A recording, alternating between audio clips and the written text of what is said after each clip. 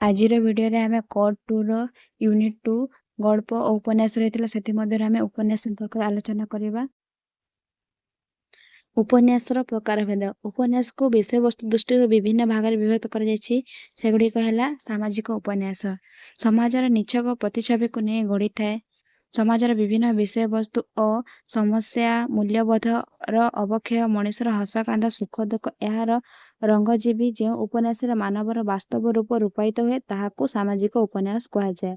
ସାମାଜିକ ଉପନ୍ୟାସର କେତେକ ଉଦାହରଣ: ଗୋପୀନାଥ ମହାନ୍ତିଙ୍କ ମାଟିମଟାଳ, କାହ୍ନୁଚରଣଙ୍କ ବଜ୍ରବାହୁ, ବିଭୂତି ପଟ୍ଟନାୟକଙ୍କ ଏଇ ଗାଁ ଏଇ ମାଟି, ଶାନ୍ତନୁ କୁମାର ଆଚାର୍ଯ୍ୟଙ୍କର ନରକିନ୍ନର ଇତ୍ୟାଦି ହେଉଛି ସାମାଜିକ ଉପନ୍ୟାସ। ଏବେ ଆମେ ଦେଖିବା ଐତିହାସିକ ଉପନ୍ୟାସ। ଇତିହାସର କଥାବସ୍ତୁକୁ ଆଧାର କରି ଐତିହାସିକ ଉପନ୍ୟାସ ସୃଷ୍ଟି।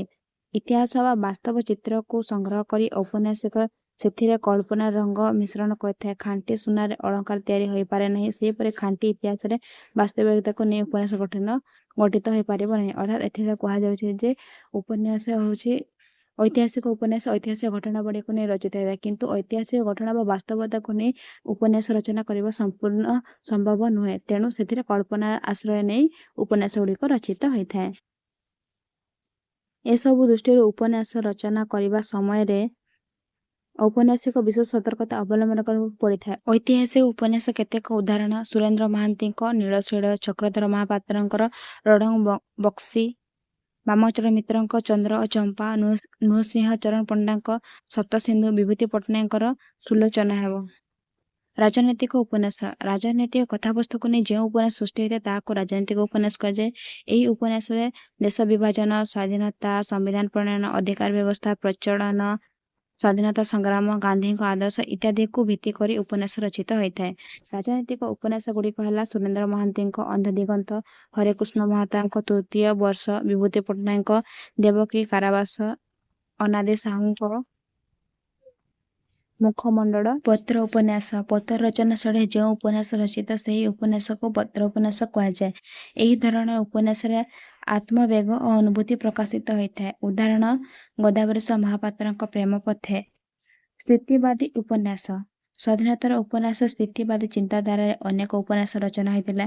ଏହି ନୂତନ ଦାର୍ଶନିକ ଚେତନାର ପ୍ରବକ୍ତା କିୟରକେଗାର୍ଡ, ନିଷେଧ, କାଣ୍ଟ, ହେଗେଲ ପ୍ରଭୃତି ସାହିତ୍ୟିକ ଦର୍ଶନର ମୂଳ କଥା ଥିଲା ମଣିଷ ସଂସାର ସବୁରି ମୂଳରେ, ତାକୁ ଛାଡ଼ିଦେଲେ ସଂସାରରେ ଆଉ ଅସ୍ତିତ୍ୱ ନାହିଁ। ଏହି ମଣିଷ ହେଉଛନ୍ତି ଧୂଳି ମାଟିର ମଣିଷ, ଯାହାର ନିଜସ୍ୱ ଚିନ୍ତା ଚେତନା ଆବେଗ ରହିଛି। ସେ ସ୍ୱାଧୀନ ଓ ସ୍ୱାୟତ୍ତ ଭାବେ ବଞ୍ଚିବାକୁ ଚାହେଁ। ତେଣୁ ମଣିଷ ଜୀବନ ହେଉଛି ଆଲୁଅ ଓ ଅନ୍ଧାର ସ୍ଥିତି। ଏହି ଚିନ୍ତାଧାରାକୁ ନେଇ କଥାକାର ଉପନ୍ୟାସ ରଚନା କରିବାକୁ ଅଗ୍ରସର ହୋଇଛନ୍ତି। ତେଣୁ ଏହି ଧରଣର ଉପନ୍ୟାସକୁ ସ୍ଥିତିବାଦୀ ଉପନ୍ୟାସ କୁହାଯାଏ। ସ୍ଥିତିବାଦୀ ଉପନ୍ୟାସର କେତେକ ଉଦାହରଣ: ଗୋପୀନାଥ ମହାନ୍ତିଙ୍କ ଦାନାପାଣି, ଶାନ୍ତନୁ କୁମାର ଆଚାର୍ଯ୍ୟଙ୍କର ନରକିନ୍ନର, ନିତ୍ୟାନନ୍ଦ ମହାନ୍ତିଙ୍କର ଜୀବନ୍ତା ମଣିଷ।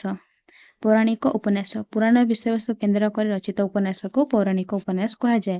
ଏହି ଉପନ୍ୟାସରେ ପୁରାଣ ରଚିତ ଚରିତ୍ରକୁ ଉପନ୍ୟାସ ଚରିତ୍ରରେ ସିଧାସଳଖ ଓହ୍ଲାଇ ଆଣି ସମସାମୟିକ ଜୀବନବୋଧ ସହ ସାମିଲ କରାଯାଇଥାଏ। ଉଦାହରଣ: କାହ୍ନୁଚରଣଙ୍କ ସତ୍ୟାବତୀ, ସୁରେନ୍ଦ୍ରନାଥ ଶତପଥୀଙ୍କ ମନ୍ଥରା, ନରସିଂହ ମିଶ୍ରଙ୍କ ଶକୁନି, ପ୍ରତିଭା ରାୟଙ୍କ ଯାଜ୍ଞସେନୀ ଇତ୍ୟାଦି।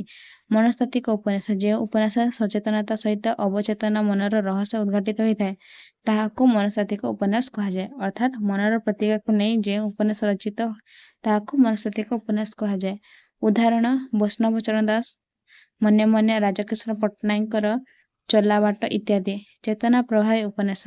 ପ୍ରତିଟି ବର୍ଗର ମଣିଷଙ୍କ ସୂକ୍ଷ୍ମ ଅନୁଭୂତିକୁ ବିଶ୍ଳେଷଣକାରୀ କଳ୍ପନାର ଭୂମିକୁ କର୍ଷିଣ କରି ଯେଉଁ ଉପନ୍ୟାସ ଲେଖାଯାଏ ତାହାକୁ ଚେତନା ପ୍ରବାହୀ ଉପନ୍ୟାସ କୁହାଯାଏ। ଉଦାହରଣ ସ୍ୱରୂପ ଗୋପୀନାଥ ମହାନ୍ତିଙ୍କ ଲୟ-ବିଲୟ, ଶାନ୍ତନୁ କୁମାର ଆଚାର୍ଯ୍ୟଙ୍କ ନରକିନ୍ନର ଇତ୍ୟାଦି। ଚରିତ ଉପନ୍ୟାସ। ଯେଉଁ ଉପନ୍ୟାସ ଆତ୍ମଜୀବନୀ ଓ ଜୀବନୀକୁ ନେଇ ଗଠିତ ହୋଇଥାଏ ତାହାକୁ ଚରିତ ଉପନ୍ୟାସ କୁହାଯାଏ।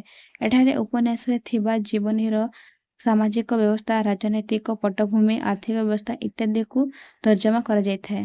ସୁରେନ୍ଦ୍ର ମହାନ୍ତିଙ୍କ ଶତାବ୍ଦୀର ସୂର୍ଯ୍ୟ, କୁଳବୃଦ୍ଧ ଇତ୍ୟାଦି ଏହି ଧରଣର ଉପନ୍ୟାସ।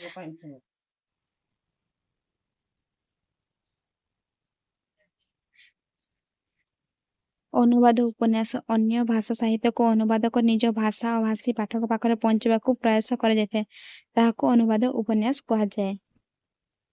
ଆଜିର ଭିଡ଼ିଓରେ ଆମେ ଉପନ୍ୟାସର ପ୍ରକାରଭେଦ ସମ୍ପର୍କରେ ଆଲୋଚନା କଲେ।